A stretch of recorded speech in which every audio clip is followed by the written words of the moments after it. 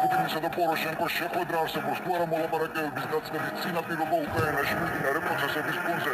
თამარ ლუჩვიძე მისკიდა, სადაც ყველა საბაჟო კავშირის რიგით რუსეთისა და უკრაინის საქართველოს მოსკოვის მმართველობით ექსპორტს უნდა გაიზიაროს თუ არა თბილისმა ევროპული რეკომენდაციები. სოხუმში ხმებს იტყვიან რა ხაჯიბაკი მილოცობს მოსკოვიდან იღებს გაუარესდება თუ არა საით ინდიის კურების შედეგები რამდენიმე წუთში ის მთავარდანაც კურიერის გუნდი წარმოგიდგენს. ბიუჯეტი პრაქტიკულად გამოაცარიელეს. რატომ გახდა დედაქალაქის მთავარი ფინანსური დოკუმენტი ისევ პოლიტიკური დაპირისპირების მიზეზი ბიუჯეტში დეფიციტია. ეს ბიუჯეტი არის ქართული ოცნების ირაკლი შიხიაშვილი, ჩაბა სამუშია საამაყო ბიუჯეტი.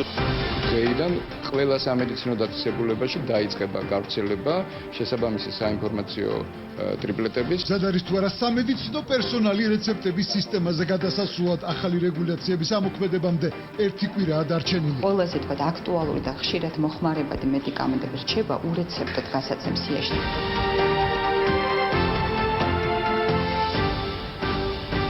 ეთერშია კურიერი 9 საათზე. ზალუდუმაში სადღაც მოლაპარაკებების მოლოდინში უკრაინაში მიმდინარე ბრძოლებისა და ურთიერთბრალდებების ფონზე ბელორუსის დედაქალაქში რუსეთისა და უკრაინის პირველი პირები ჩადიან. მოლაპარაკებების ოფიციალური სტატუსის საბაჟო